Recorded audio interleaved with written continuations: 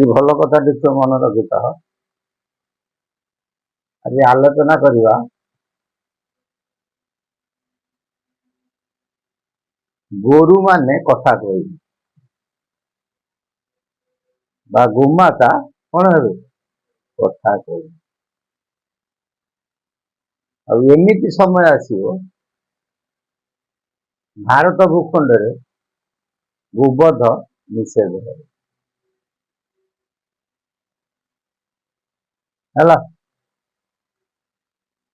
प्रथम माँ जो गाई गोमाता जो समुद्र मंथन करागला प्रथम गोमाता आविर्भूत होता भल कथा मन रखा। प्रथम माँ किए गोमाता आम मानकर सेमती कहती प्रथम जन्मजाति द्वितीय सुरभि कथा आम प्रथम माँ किए जन्मजाति जहाँ तू जन्म है क्षीर खाई बचिले सी बड़ है पेट बड़ है माँ क्षीर पाइला ना द्वितीय सुरभि कथा गाई क्षीर खाइले आउरी पेट बड़ है। तृतीय वसुंधरा तापर वसुंधरा वसुमाता शस्य श्यामला जो शस्य उत्पादन ताकू खाई आम कौन कले जीवन अतिबाहित कले कि गोमाता समुद्र मंथन हो प्रथम जो माँ आविर्भूत होता ये माँ दिने कथा कहमिया कथा आम जमी कथबार्ता एटा असंभव लगिपे बर्तमान समाज को लेकिन समय को लेकिन असंभव हो कि नहीं।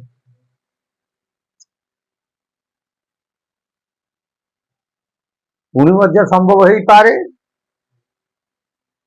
प्रभु गोटे जिनिस एमती प्रभु जिते जहाँ चाहिए से करते ना नहीं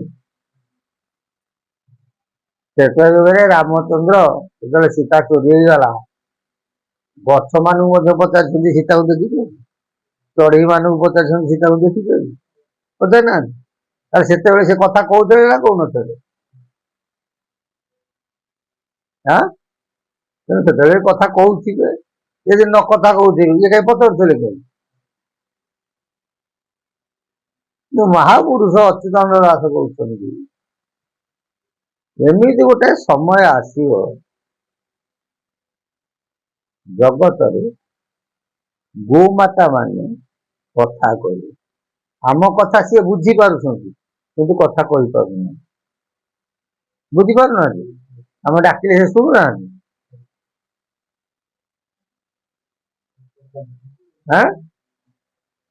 सी दिने कौन है कथा कहे महापुरुष कलिजुग भविष्य मालिकार कथा कहले आपे कल्की देव जे रही बसी पंचसखा थिबु पृथ्वी होइब उश्वासी भल मंद हानि नाभ विचार होइब सत्य जुग कथा मान तही पड़ी ये अच्युत कहते भविष्य कलिजुग भविष्य मालिकार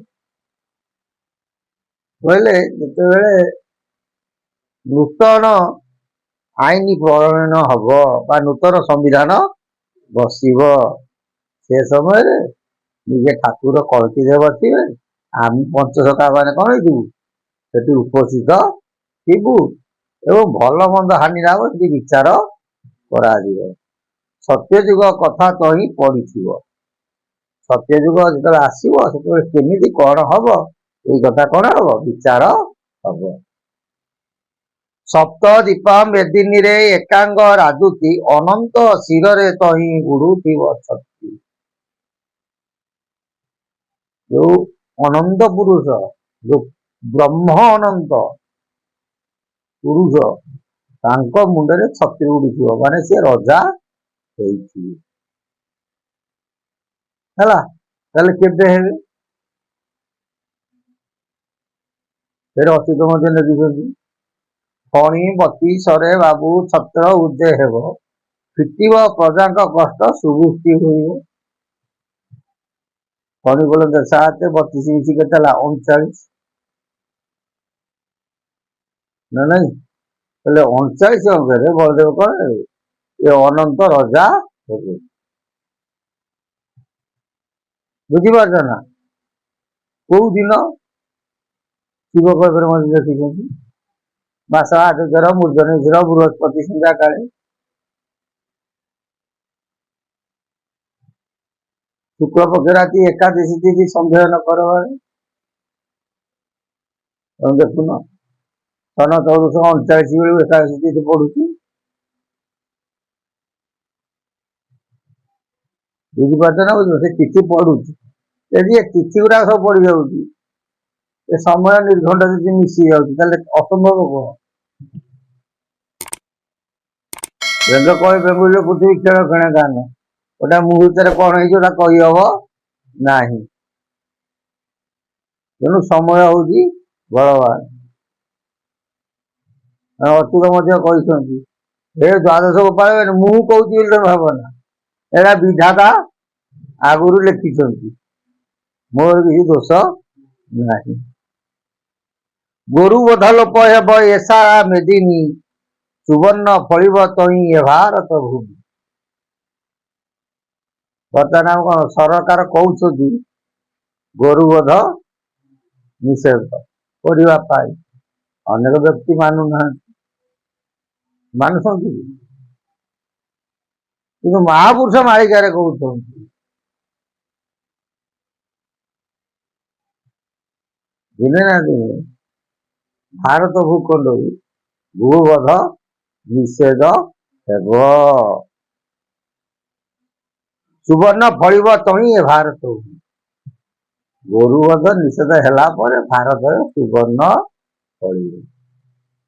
ଗାଦିରେ ବସି ଅନନ୍ତ ପରଜା ପାଳିବେ, ସହସ୍ରକ ସମ୍ବତ୍ସର ରାଜୁତି କରିବେ। ସେ ସମୟରେ ନିଜ ଅନନ୍ତ ପୁରୁଷ ଯିଏ, ସିଏ ଏଇ ଆଇନ ପ୍ରଣୟନ କରିବେ ଭାରତ ସମ୍ବିଧାନରେ, ଗୋବଧ ନିଷେଧ। ବୁଝିପାରିଲେ ନା ବୁଝିପାରିଲେନି? ସହସ୍ର ସମ୍ବତ୍ସର ରାଜୁତି କରିବେ, ସେଇଠି କଣ ହବ? ଅନନ୍ତ ଯୁଗ ଆରମ୍ଭ ହବ। କହିଛି ଅନନ୍ତ ଯୁଗ କେବେ ଆରମ୍ଭ ହବ?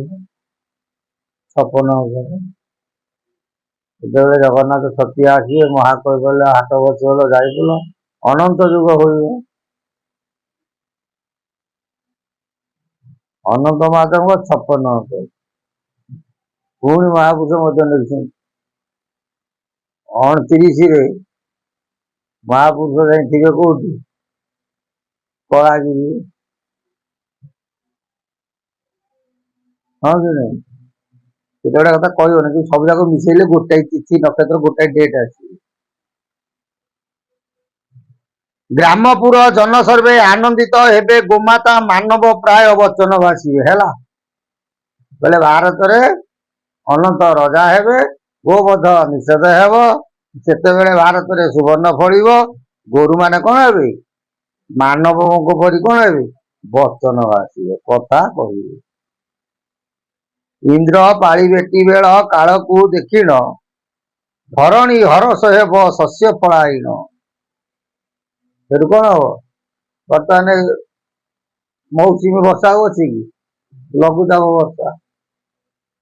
ଇନ୍ଦ୍ର ପାଳିବେ ବେଳ କାଳକୁ ଦେଖିଣ, ଯୋଉ ସମୟରେ ଯୋଉ ଯେତେବେଳେ ବର୍ଷା ହବା କଥା, ଇନ୍ଦ୍ର ତାଙ୍କ ଡ୍ୟୁଟି କଣ କରିବେ? ପାଳନ କରିବେ।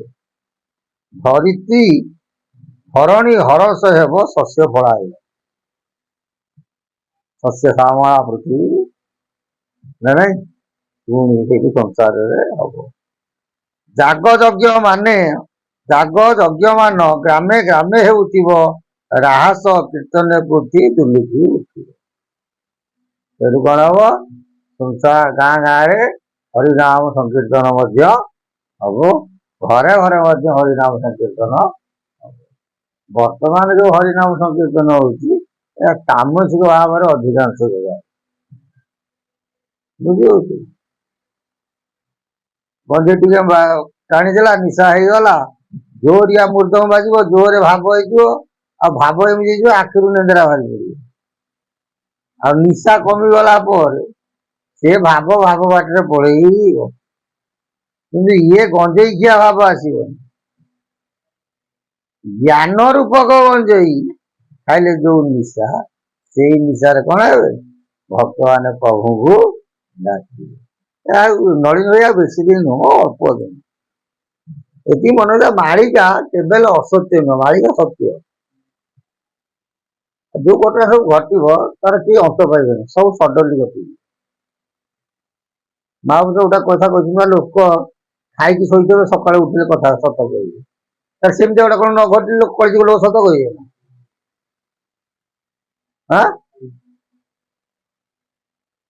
ବାଉନରୁ 56 ଇଏ ହଉଛି ଭାରି ଘଡ଼ିଛନ୍ତି, ଯଥା 25 ମସିହାରୁ 29 ମସିହା।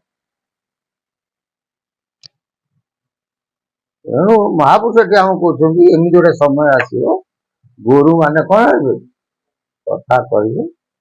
ଏ ଯୋଉ ଭାରତ ଖଣ୍ଡ ଖଣ୍ଡ ହେଇଯାଇଛି, ଯେଦିନ ଅଖଣ୍ଡ ଭାରତ ଉପରେ ପୁଣି ବିଦ୍ୟମାନ ହେବ ଏବଂ ଭାରତର ଆଇନଟା ସମଗ୍ର ବିଶ୍ୱ ଦରବାରରେ ପରିଚାଳିତ ହବ। ତାକୁ କୋଉଠି କହିଛନ୍ତି ନା କଳିଯୁଗ ଭବିଷ୍ୟ ମାଳିକାରେ। ବୁଝିପାରିଲେ ନା ବୁଝିପାରିଲେନି? ଜୟ ଜଗନ୍ନାଥ। ପ୍ରଭୁଙ୍କ ସଦିଶା ପୂର୍ଣ୍ଣ ଭୋଳାନନ୍ଦ ହରି।